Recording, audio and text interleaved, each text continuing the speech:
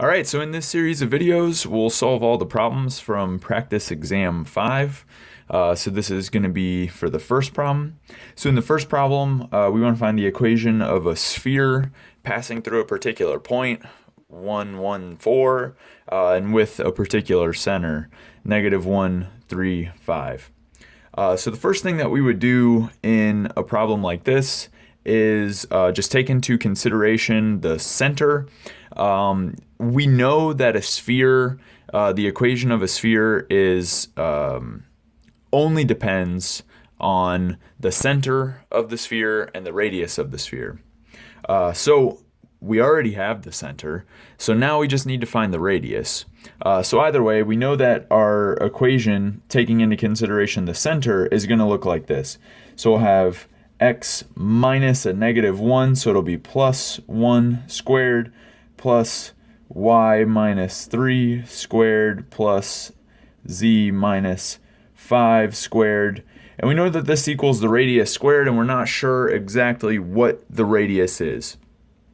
But if you think about it, we have a sphere with a particular center, and we know that it's passing through this point 1, 1, 4.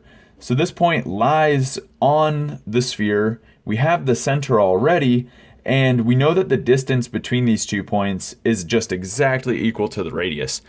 So if we can find the distance between those 2 points, we have the radius, we already have the equation up to the radius, and then so we'd be done at that point. So let's find the distance between this point on the sphere and the center, which again, like I said, we know is equal to the radius. So if we want the radius squared, we'll just take the distance squared, of course. And so that's just going to come out to be, I'll take these coordinates first, it doesn't really matter, 1 minus negative 1 squared plus 1 minus 3 squared plus 4 minus 5 squared. Okay, so this is my radius squared. So this is going to be equal to, well, this is 2 squared plus 2 squared plus 1 squared. So in other words, 4 plus 4 plus 1, so this is 9. Our radius is equal to 3. But honestly, we don't even really need to know all that because we know that the radius squared is equal to 9, and really we need the radius squared when we write our equation. So either way, the full equation for this sphere passing through this point 1, 1, 4 and with this center negative 1, 3, 5 is going to look like this. X plus 1 squared plus y minus 3 squared plus z minus 5 squared equals 9. Okay, so that's the equation of our sphere for part A. All right, so in part B, we want to know what the region of R3 represented by this inequality x times y greater than equal to 1. We want to know what this looks like. So first of all, we see no z variable here. There's only x and y. So let's just deal with this in the xy plane because in fact we do know what it looks like in the xy plane. So let's just look at this plane first. And then we'll just note that since z is not appearing in this inequality, we'll just have unrestricted z coordinates. So z can be literally anything. It has no bearing on this inequality whatsoever. So either way, here I have my y-axis, here I have my x-axis, and this is my xy plane. So I just want to draw this region in the xy plane, and then I'll know that my z coordinate can just be anything. Okay, so either way, there are a couple ways to think about this, but one way is if I can figure out what x times y equals 1 looks like, then I can kind of go from there. But if you think about it, neither x or y can be 0, of course, because I'm multiplying the two and I'm getting 1. If either were 0, I would just immediately get 0, so it wouldn't satisfy the equation. But either way, so I can rewrite this as y equals 1 over x, and of course we know that this is a hyperbola, so it's going to look like this, right, on both sides in the first and third quadrant. But either way, this is for the equality case. So what happens when we do the inequality case and I take the product to be greater? So if you think about it, this point here, any point on this curve is going to satisfy this equation x times y equals 1.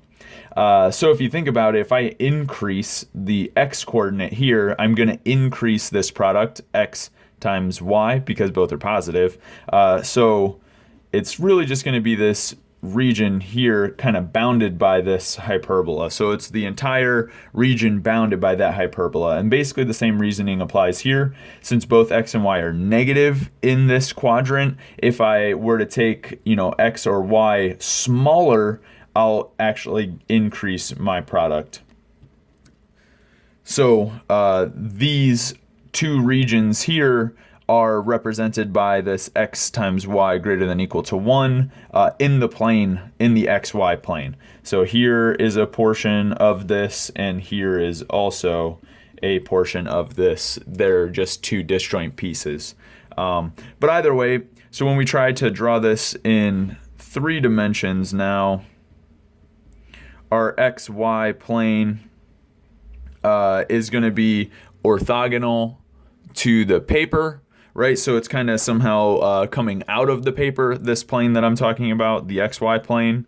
And so how exactly is it going to look? Well, so I mean, our hyperbola does something like this here, and then also something like this here. So that's in that plane that's orthogonal to the paper, right? Coming out of the paper.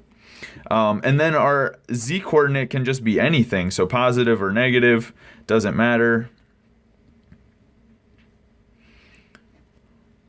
So essentially it's just going to be this whole region here. And this is going back into the paper as well.